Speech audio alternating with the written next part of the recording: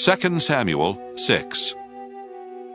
David again gathered all the chosen men of Israel, 30,000. David and all the people with him set out and went from Baale-Judah to bring up from there the ark of God, which is called by the name of the Lord of hosts, who is enthroned on the cherubim. They carried the ark of God on a new cart and brought it out of the house of Abinadab, which was on the hill. Uzzah and Ahio, the sons of Abinadab, were driving the new cart with the ark of God, and Ahio went in front of the ark.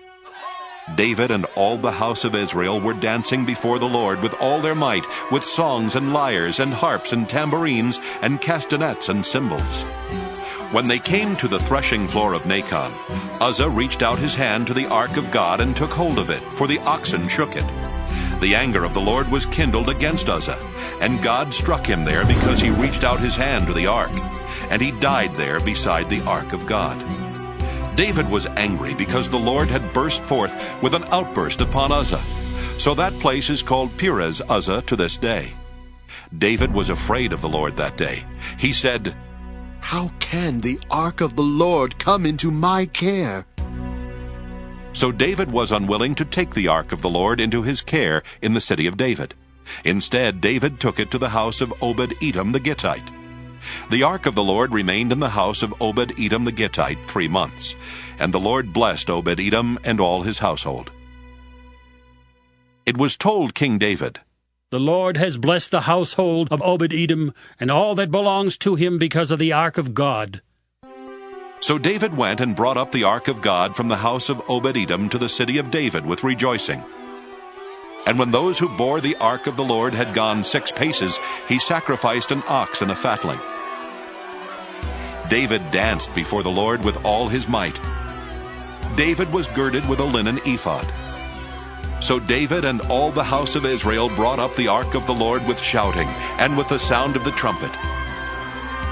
As the ark of the Lord came into the city of David, Michal, daughter of Saul, looked out of the window and saw King David leaping and dancing before the Lord, and she despised him in her heart.